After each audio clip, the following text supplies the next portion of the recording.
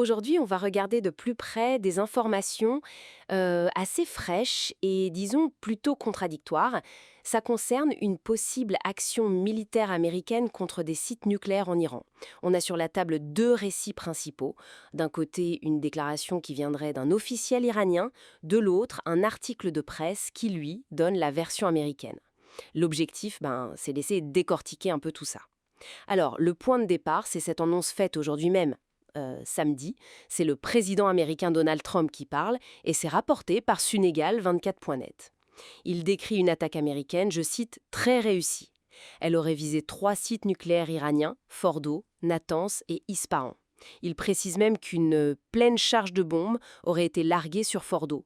Fordo, c'est ce site important au sud de Téhéran, très surveillé. Trump félicite ensuite les forces américaines. Il dit que personne d'autre n'aurait pu faire ça. Il conclut avec cette phrase: l'heure de la paix a sonné. Hmm. Et un dernier détail qu'il donne: tous les avions américains seraient sortis de l'espace aérien iranien. Oui, et l'article qu'on a, il apporte un peu de contexte. Apparemment, cette option, elle était envisagée depuis plusieurs jours par le président américain, et il y aurait même eu un ultimatum posé à Téhéran. Ce qui est techniquement intéressant, c'est que d'après les experts cités dans l'article, seuls les États-Unis auraient la capacité de frapper des installations aussi profondément enfouies que Fordo. On parle du décollage de bombardiers B-2 directement depuis les États-Unis. Ah oui, les B2, ouais. Pourquoi spécifiquement cela? Parce que ce sont les seuls, en fait, qui peuvent emporter ces très grosses bombes, les GBU-57. Des bombes anti-bunker, ça pèse 13 tonnes. 13 tonnes. Oui, c'est énorme. Elles sont conçues pour pénétrer très très profondément sous terre avant d'exploser. Donc cibler Fordo avec ça, c'est pas rien.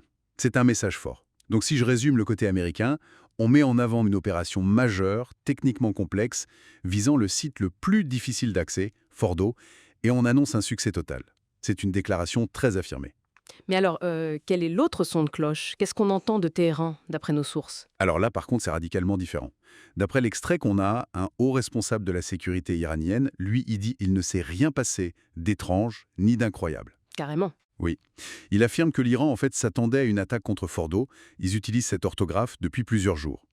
Et la conséquence, c'est que les sites nucléaires auraient été évacués depuis longtemps. Ah, donc ils auraient anticipé, et c'est ce qu'il dit. Et il ajoute qu'il n'y aurait aucun dommage irréversible. Donc tu vois, c'est fascinant ce contraste. D'un côté, une frappe massive, très réussie, et de l'autre, on dit, on savait, on a évacué, et les dégâts sont limités.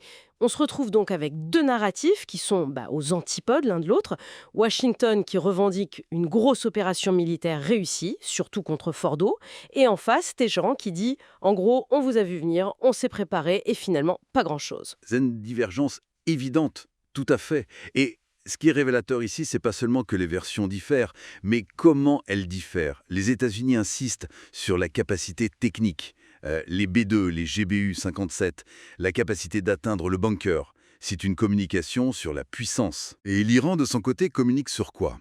Sur l'anticipation, la résilience, on avait évacué, pas de dommages irréversibles. Ça vise sans doute à projeter une image de contrôle, de maîtrise de la situation.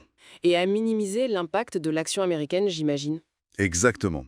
Minimiser l'impact, que ce soit aux yeux du monde ou de leur propre population. C'est une stratégie de communication, quoi. Ce qui rend évidemment très très compliqué de savoir ce qui s'est vraiment passé sur le terrain, en tout cas pour l'instant. Absolument. Ça met en lumière toute la difficulté de vérifier ce genre d'informations en temps réel, surtout dans une situation de crise comme celle-là.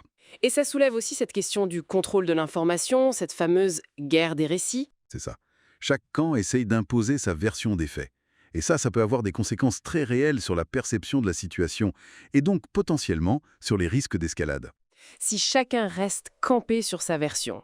Mais oui, si chacun croit fermement à une réalité différente, le dialogue devient quasi impossible et le risque de mauvaise interprétation augmente. Absolument. Et juste pour aller un peu plus loin, peut-être une dernière pensée, au-delà des déclarations immédiates sur les dégâts ou non, quels pourraient être les objectifs stratégiques derrière tout ça? Qu'est-ce que les États-Unis chercheraient à long terme en communiquant ainsi? Et qu'est-ce que l'Iran cherche avec cette réponse si spécifique? C'est une excellente question pour finir.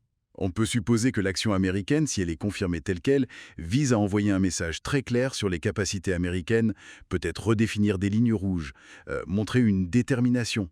La réponse iranienne, elle pourrait viser à rassurer en interne, à rassurer ses alliés régionaux aussi, et surtout à ne pas concéder de victoire symbolique aux États-Unis. Montrer qu'ils ne sont pas si vulnérables.